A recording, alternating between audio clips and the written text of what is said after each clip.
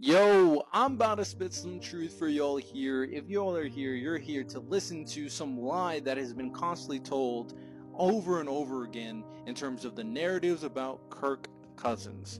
The over-exaggeration in terms of prime time, in terms of playoffs. Now let's add context, let's give more information, and let's tell the truth about who Kirk Cousins is in his career.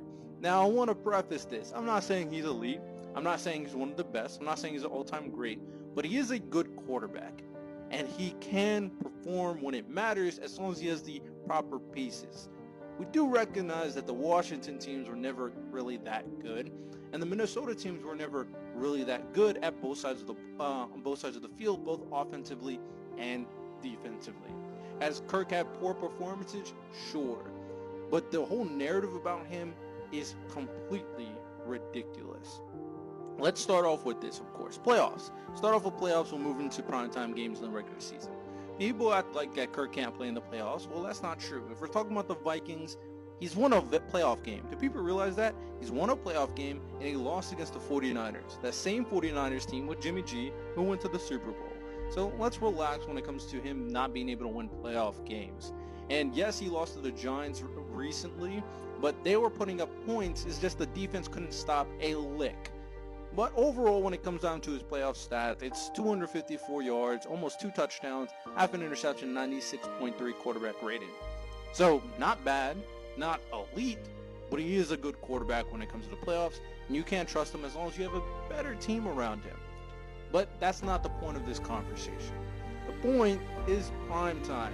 The big narrative, the Kirk can't win in prime time, ridiculous spiel.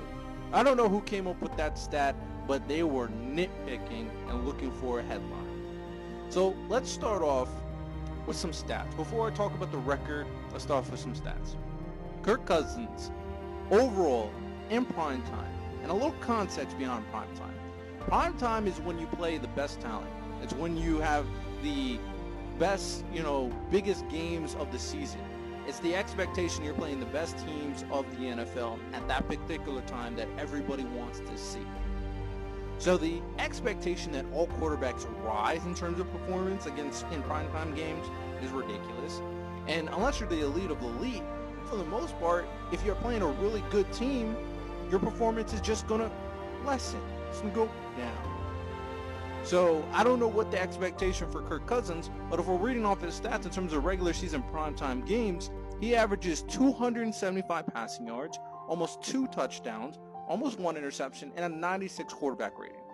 Does that sound bad to you? Does that sound bad to you? And let's not pretend that he didn't have elite games. He did. He had a 449 passing yard, 3 touchdown, 120.7 quarterback rating game. He had a 422 yard, 3 touchdown, 117 quarterback rating game. He had a 365, 4 touchdown, 120 quarterback rating game. So Kirk can perform in the prime time, and Kirk's overall averages are good. Does he have lows? Sure, everybody has lows. Over-exaggeration.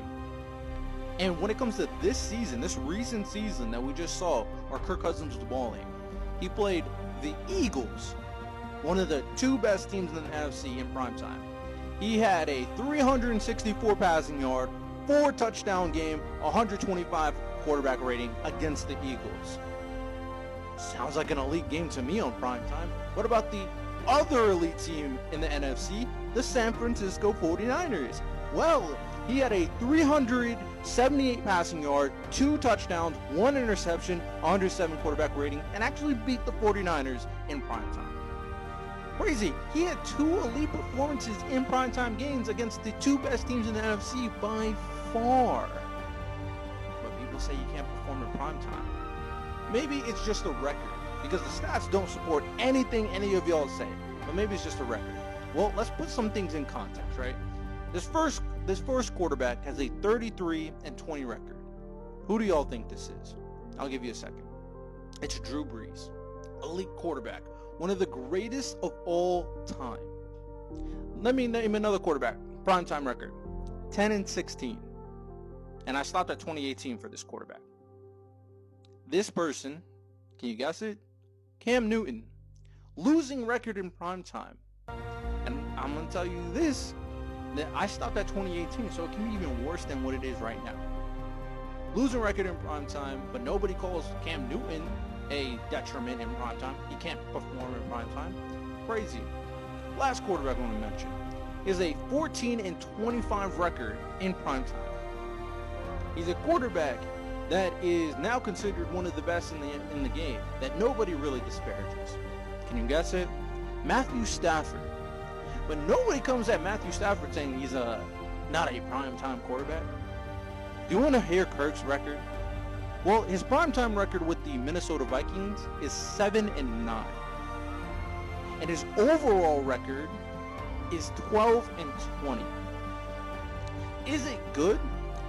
No, it's not good by any means, especially the overall record.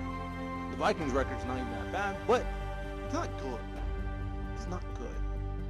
But comparing this record to other quarterbacks that nobody says anything about, and looking at his stats and his performances, it's ridiculous to constantly bring up the fact that Kirk Cousins is not a primetime quarterback.